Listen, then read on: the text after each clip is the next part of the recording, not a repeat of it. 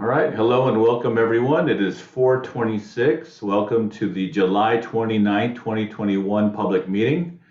This is the first of two public meetings on the subject of Transit's DBE goal setting process, ADA proposed revised no-show policy, and the public engagement manual. Jumping right into it, we'll discuss first the proposed disadvantaged business enterprise program for the transit program's federal fiscal years 2022 to 2024. What is a DBE? A DBE is defined by the federal government as a disadvantaged business enterprise firm or small business with a minority or woman ownership of at least 51%. However, this owner also has to have a net worth of less than $1.32 million, and their business has to have an annual gross receipts not to exceed $23.98 million. Having met those criteria, the DBE also has to undergo a DBE certification process in order to be counted as one. The City of Santa Maria is not a certifying agency, but if you have met this criteria, we'd be happy to assist you in indicating how you can apply and become certified as one. Please feel free to reach out to us and contact me directly through the email listed on our website or on this presentation, smackcomments@cityofsantamaria.org. So why a DBE program? Well, the U.S. Department of Transportation, under Code of Federal Regulations 49, Part 26, requires that all federally funded programs have a DBE goal-setting process on a tri-annual period. In other words, every 3 years. The City of Santa Maria is committed to demonstrating equity in all its programs. The City of Santa Maria receives money through the Department of Transportation's Federal Transit Administration and is therefore required and wishes to have a DBE program for its federally funded transit projects. The written DBE programs are required for planning, capital, and operating assistance that will have contract opportunities exceeding $250,000, excluding transit vehicle purchases using federal fiscal funds. In other words, if transit has a project of $250,000 or more, there needs to be a DBE program for it. The program is also there to demonstrate that our intention or our method of carrying out a DBE program conforms with the regulations the U.S. Department of Transportation has set out in the Code of Federal Regulations 49, Part 26. And again, it's also to demonstrate our sincere, earnest, and good faith effort that we are implementing, monitoring the requirements as set forth in those requirements. A copy of the proposed disadvantaged enterprise program goal for federal fiscal years 2021 to 2024 can be found on the rightsmat.com website, as noted on this slide above. We encourage everyone attending to visit this website to see a copy and review it thoroughly. You can also visit our offices to get a hard copy and review it in physical copy. A summary of that program involves the following. City of Santa Maria has approximately a $4 million annual operating budget each year during the triennial period of federal fiscal year 21 to 24. Approximately $1.8 million of that dollars every year will come from the Department of Transportation's FTA. However, in that $1.8 million, Santa Maria Transit has no contracts that exceed $250,000 for that period outside of the contracts that we already have with our operations and maintenance management contractor or vehicle procurements. Therefore, without those contracts, the de facto DBE goal for the City of Santa Maria Transit is 0%. However, we will continue to seek DBE contract opportunities with projects less than $250,000, and should new projects exceeding that amount become available, we will revise our DBE goal program to reflect that. In demonstration of that, we have identified about as much as $93,200 of federal funds that are not committed yet, but they will be part of our administrative expenses in which we will use the Caltrans DBE search query to possibly award to DBEs. Now, I must clarify, being a DBE doesn't automatically guarantee you the work, but it is a weighted factor in the consideration of who acquires the work. The percentage of available DBEs in a local market for Caltrans 665 was applied, also the value in conformity with how the methodology should be done.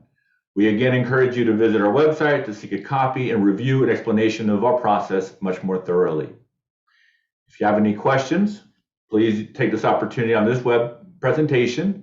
You can also submit them to us in writing through smackcomments@cityofsantamaria.org, via mail sent to 110 South Pine Street, Suite 101, Santa Maria, California, 93458, as noted on on this slide. Attention SMAT, Disadvantaged Business Enterprise Officer, or you can also come in person. Should you like more information about the DBE program beyond what I've presented here, please visit the Department of Transportation's DBE website. I will pause now for questions or comments about our program.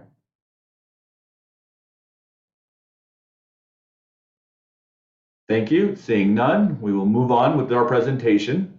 The second part of this public meeting is to share and consider a revised ADA no-show policy.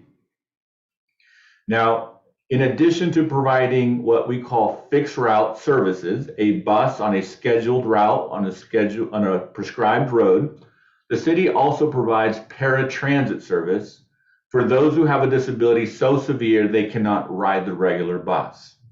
This service does require for the person to be certified as qualifying for such program, and does require that the person put in a reservation for their trip. The proposed ADA no-show policy has the following objective. For one, the FTA requires that transit operators have an ADA no-show policy per Code of Federal Regulations 49A, Part 37, and FTA Circular 4710.1. Secondly, no-shows have a negative impact on our service, increased costs, and more importantly, decreased pickup opportunities for other passengers who would need to take that trip during the same period. If any passenger has a pattern of no-shows, then the agency has an established process to take up to suspension of that person's riding privileges for a period of time. Now, to define more clarity, a passenger is considered a no-show when they do not board the vehicle when the drivers arrive on time, plus the allotted boarding time we provide the rider to make their way out their front door and into the vehicle. The proposed ADA no-show policy is aimed at reducing the number of negatively impactful no-shows to this very vital paratransit service, and define in a very clear manner the process for corrective action. No-shows are based on a number of circumstances, including those that are beyond a passenger's control. Now, to be clear again, as in any other reservation process, we understand that there are times when a passenger will not be able to complete their trip as they might have anticipated. The proposed ADA no-show policy is for those who have crossed a certain threshold and has become problematic, have a serial pattern of no-shows. A copy of this revised ADA no-show policy can again be found on our website at rightsmat.org. We encourage everyone who is attending and visiting to visit our website, read this revised policy for a more thorough explanation of what's in it. But in summary, again, a no-show is when a passenger missed their trip or fails to cancel a trip within 2 hours of their scheduled time. 2 hours is important because that would allow us to reschedule that vehicle for someone else who does need that trip. Under this revised policy, the passenger who has a frequency of 6% no-shows over our average of 3% per month can then trigger the review process to see if there is a pattern of no-shows, or practice of it. Passengers should call SMAT if they have any concerns that they have met a series of scheduled trips and are in jeopardy of entering this threshold. Again, we are attempting to address those who exceed the monthly average of 3%, and it's the 6% threshold that would trigger a review. A mistrip, again, due to driver error, is not counted against the passenger. We are only looking at instances where the passenger should have notified us in advance that they will not be able to complete their trip. It is only after it has been established that there is a pattern of no-shows and after several courtesy warnings and notices that an investigation will be commenced, and then the passenger will have been notified that they are in violation of this established no-show policy, and they will be subjected to the following progressive service suspension schedule. The first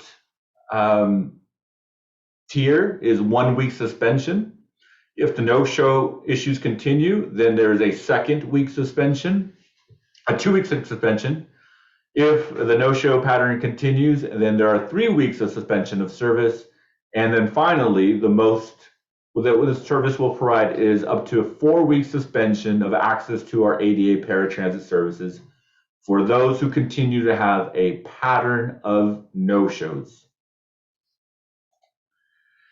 Even with such suspensions, we understand that these provide vital services to many in our community, and therefore persons receiving a suspension letter have the right to appeal the suspension.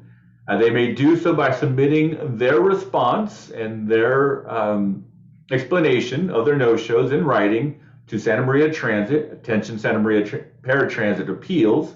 Again, the address being 110 South Pine Street, Suite 101, Santa Maria, California, 93458, as noted on this slide before you. That appeal will then be conducted under a review process where in 2 weeks we hope to respond back the determination of that second investigation into such suspension and if it shall be kept maintained or suspended. Again, the intent of the hearing is to validate instances of no-shows and late cancellations and to determine if a temporary suspension is warranted due to a pattern of no-shows and late cancellations that have a negative impact on the service. I will pause here again if there's any questions, comments, or concerns that like to be shared at this moment.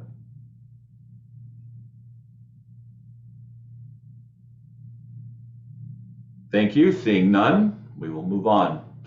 The third item that we'll be talking about is the proposed public engagement manual. Why an engagement manual? The purpose of the public engagement plan is to have an identified and ongoing process for involving communication and interaction between the City of Santa Maria services and the community which it serves. Public engagement facilitates information exchange, discussion, debate, and decision making. Through the process, the community is educated and informed. Effective public engagement results in decisions that are more sensitive and responsive to public concerns and values. That is why we have developed a public engagement manual to facilitate this process. Key considerations within that plan is to provide transparency on how Santa Maria Transit aims to communicate important issues to our community. It also outlines time frames and timelines in which we will give notice to the public. For example, we have a stated goal of adequate notice period of 45 days before a major event. That during that 45 days, there will also be public participation steps or a process, a comment period before leading up to such event. We also identified the publication and notification process where people can learn about these important events. We identified the languages such as English and Spanish and translation services that can be provided in order for others to participate, for the broadest group of people to participate. We even identify leading periodicals or newspapers in our community where legal posting, announcements, and invitations will be posted, and again, in order to reach the broadest group of people. There's also consideration for accessibility to our public meetings, a discussion about the frequency of our public meetings, time, for example, during business hours such as this one, or during non-business hours such as the second version of this meeting, the place, then make sure it's ADA accessible near public transit routes, clearly identified with wayfinding information, or online, such as in the case of this meeting. We also want to make sure these places have a good atmosphere, that they're safe, comfortable, and conducive. In other words, that we have audio-video equipment, that we have voice amplitude technology if necessary. Again, the idea is to create the broadest, biggest range for our community to participate, and we outline that in our public engagement manual. This manual will be uploaded to our webpage, rightsmat.com, shortly after this presentation for public review. All comments should be submitted to us. Should be submitted to our webpage.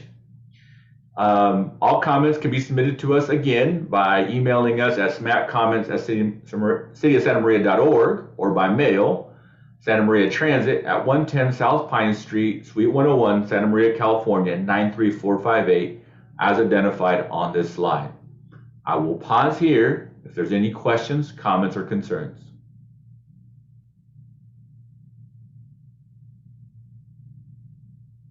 Seeing none, this concludes our presentation for our July 29th public meeting considering our proposed DBE goal, revised ADA no-show policy, and our proposed public engagement manual. While we will stop the recording, this meeting will continue in its virtual atmosphere as to facilitate opportunities for dialogue with members of the community should they desire. Thank you.